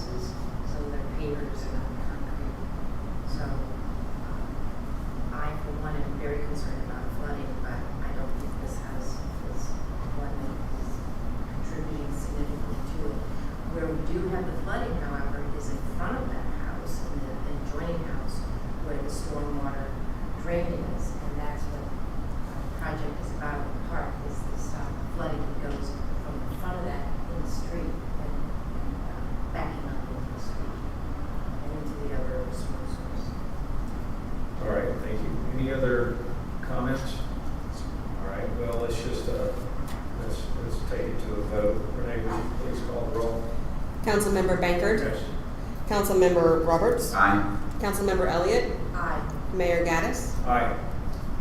All right, so that ordinance passes. We'll vote again on it next month. Now we're on to item number 14, consideration of ordinance 24-04. Mr. Mora, will you please read the ordinance and give us a brief summary? Happily, Mr. Mayor, one moment, please. This is ordinance number 24-04, an ordinance of the City Council of the City of Bel Air Beach, Florida, amending the Bel Air Beach Code of Ordinances, Subpart B, Land Development Code, Chapter 94 Zoning, Section 94-172 Fences, and Section 94-251 Fences, Walls, and Hedges, to allow for fences, walls, or hedges on seawall caps, providing for implementation, providing for resolution of conflicts, providing for severability, and providing for an effective date. This has been a first reading ordinance number 24-04 by title only. And again, turning to substantively, you're amending two sections so that they're consistent with each other. But both of these involve allowing for fence. So you can see on page 2 of 6, the second paragraph, 94-172 sub B. The language has changed now so that a fence shall also be permitted on, but not beyond, the waterfront facing side of the seawall cap to a height of 48 inches. There was some discussion at work sessions about this desire, especially when you consider pets and other small children who might go across such caps, and why those things may wish to be extended. That was some of your discourse on that. Again, this is a policy decision for you. And then in 94-251, fences, walls, and hedges, you can see in sub 2, there's been language added to say fences, walls, and hedges shall be permitted on, not placed beyond or overgrowing the waterfront facing side of the seawall cap. So if you want to use the dimensions of your seawall cap, you can. This does not give you license to extend it out or haphazardly install a fence that extends, several inches beyond your seawall line or otherwise. But if you wanted to be flush with your seawall cap to cover that space, you can do so should this amendment be adopted. And that's the language you have there. This is a longer amendment only because I included the entirety of section 94-251, section, all the subsections. The only subsection being amended substantively is subsection 2 that spans pages 2 and 3 of 6 of this, or pages 153 or 152 and 153 of the PDF if you're tracking that. So there's a bunch of other numbers after there. That's just for completeness, so there's no mystery as to what the rest of that section states. Otherwise, if passed tonight, this would go to the second reading for your review. Thank you, Mr. Mora. Let's go to the citizens for comments. Anyone like to comment on this ordinance? All right, citizen comments are closed. Need a motion to approve ordinance 24-04. So moved. Motion made by Councilmember Roberts. Do I have a second?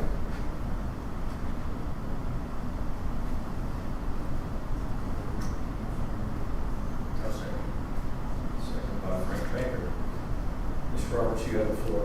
Yeah, I just think it makes sense. I don't think it's a big deal, but I think it makes sense. As Mr. Moore said briefly when he was reviewing that there are some issues with kids being on it, that type of thing. So it makes sense to be able to put a fence. The dimensions did not change, so it's not like the neighbor's going to be obstructed now because of this change.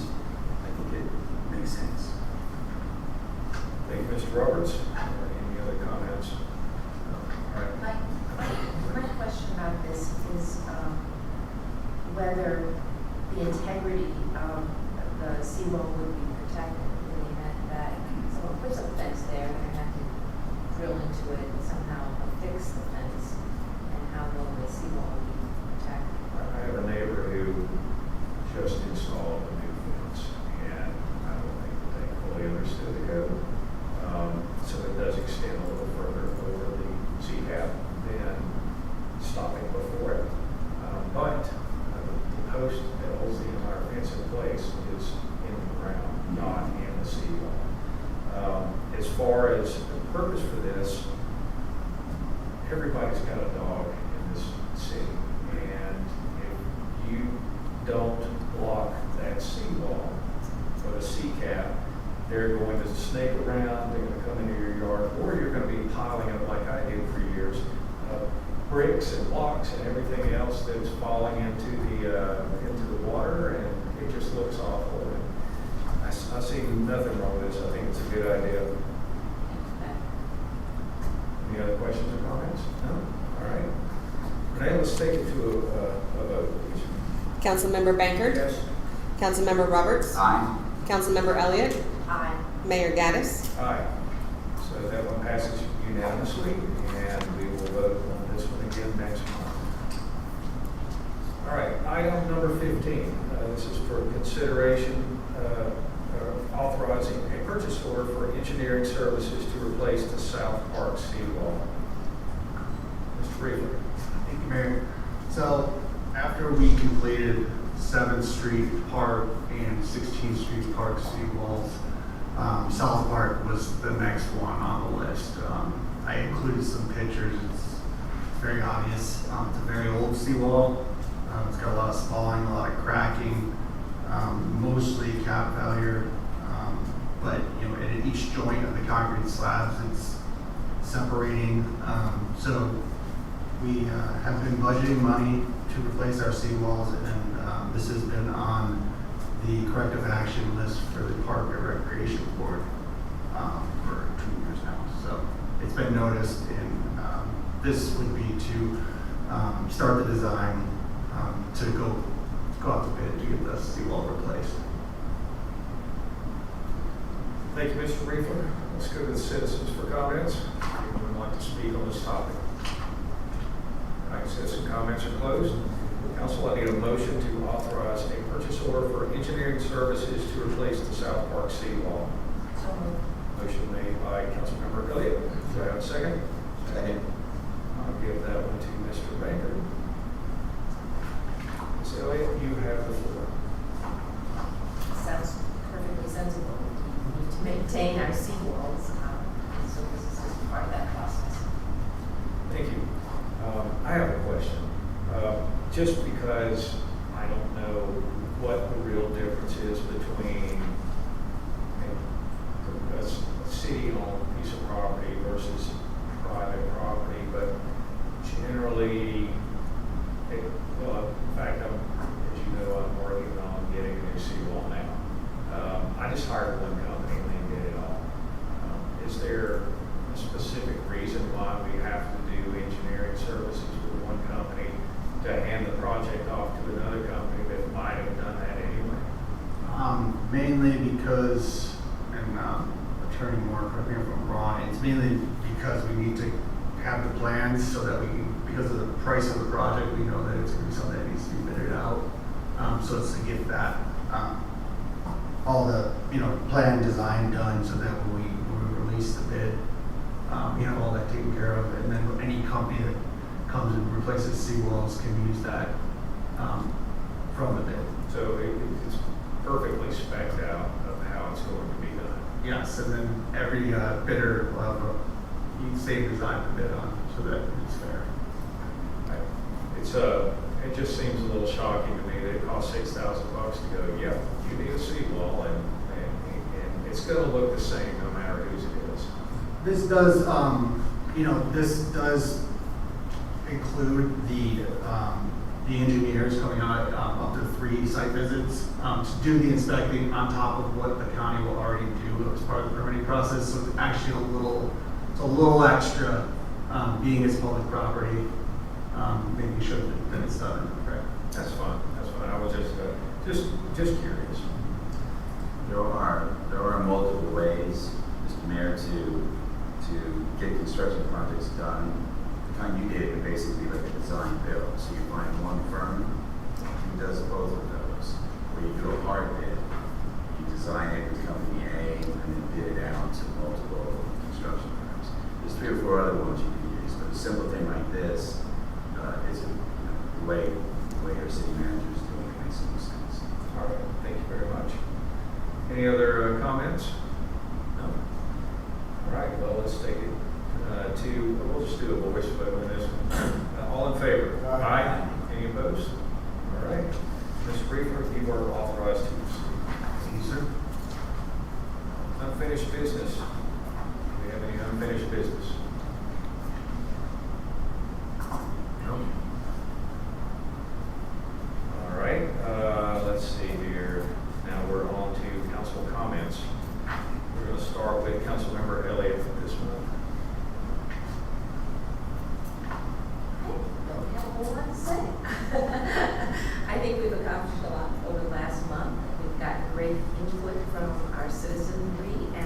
we've reached some good decisions, so have a good night. I agree. Mr. Roberts? I do have something to say about the way, I just didn't have a good feeling or taste regarding how we handled the 3 citizens who stepped forward after we were really trying to get citizens to step forward to join the council. So I'm concerned that in the future, when we try to do something like that again, that we may have people that saw that and witnessed that and saw what happened may deter other citizens from stepping forward. So it just bothered me, so I just wanted to talk about it a little bit and say, I hope that if we decide to proceed and bring on an additional council member or 3, that other people will understand what we did and not be deterred from stepping up. Because I still think, and I think we all agree, that we'll probably need at least 1 more council member to be up here with us. And we're not saying necessarily that the 3 that applied earlier are done, I don't believe. So I just wanted to voice my opinion on that, because if I were in their shoes and they did all the things that they did to step up and say, hey, I want to be on the city's council, I think I'd bring something to the table, and nothing happened, I may not be too happy about that. So I just wanted to voice that. Thank you very much. Mr. Baker, you're up. I'm going to take Ms. Elliott's time. Last month I went to the Bel Air Shores meeting because I spoke to Sheriff Olivier about Bel Air Beach residents from visiting the beach, being moved on the beaches of the Bel Air Shores, or laying out and just sitting in a chair. The sheriff noted he would inform his deputies that they should not move people sitting or lying on the beach because simply there is no certified ID to work. And actually in the area, no certified erosion control line either. The only true mark is the construction line by FEMA, which is the seawall of the properties in that area. I do want to stress that this should be in no way telling anyone to approach themselves as close as possible to the property of Bel Air Shores. This was further noted by the sheriffs at that meeting that night. Also noted at the meeting was 2 complaints about Bel Air Beach raping the beaches of Bel Air Shores. One of the complaints was from Commissioner Stories noting who took out seed oats on his property. He lives all the way in the south end of the Bel Air Shores. Although I've seen pictures of our raping, and truly that's not the case. The rape marks were many feet away from the sea oats of his property. Another complaint from a resident of Bel Air Shores was that a bottle fell out of the rape during the raping period and was left on her property. Just to note, me and this councilwoman did beach cleanup Saturday, and there was 6 or 7 cans and bottles just out by some chairs at Bel Air Shores that I guess people were just partying that night and just said, hell, we'll just leave it here. So anyway, so also noted at that meeting was the denial of Bel Air Beach would be compensated from Bel Air Shores for any legal action they saw in their March letter to Bel Air Beach. That was followed by one of the commissioners possibly suggesting removing the parking in the lots dedicated to Bel Air Beach. I know that during citizens' comments, if that was the wishes of the commissioners, I would contact the American Disability Association and get their input. During the meeting, it was also noted during citizens' comments, Bel Air Shores Ordinance 2201, which was addressed last year by a resident of Bel Air Beach. To sum up this ordinance, it allows Bel Air Shores residents to erect temporary structures of shade, etc., anywhere and leave it on the noted beaches, while prohibiting residents of Bel Air Beach, etc., the same. Simply, Ordinance 2201, I believe, as a councilman, violates the federal and Florida equal protection laws. After the meeting, I was thanked by all the commissioners for my input. I had a long talk with Commissioner Stories, who also lives at the First Southern House at Bel Air Shores. This property is adjacent to the IRB 28th Street beach access. I told Commissioner Story that Bel Air Beach residents are not the problems, and most are sympathetic to Bel Air Shores issues, although we need to work together. I further note that the resident that brought up the 2022-01 ordinance is serious about filing a federal lawsuit. Bel Shores attorney needs to contact him sooner than later. I also emailed Bel Shores attorney the next day emphasizing this, and that Bel Shores was upset with legal costs of the other lawsuit. A federal one might not be covered under their insurance, and please seek out the resident to avoid litigation. I further sent a text to Commissioner Story in this regard. Simply, I have not heard back since I sent this email. I further noted all this to Mr. Moore this past week and hopes he can motivate their counsel. Taking an oath as a councilman like my colleagues, we place our call to the federal and state constitution. If Bel Shores refuses to rectify 2201, I am compelling the board of any suit restricting Bel Beach residency rights. I impose that Mr. Moore, their council, and their commissioners will look at that ordinance and work with Bel Beach. Thank you, Mr. Baker. On that note, would anyone like to make a motion to adjourn? Motion. Motion made by Baker again. Do I have a second? Second. Second by Mr. Roberts. All in favor? Aye.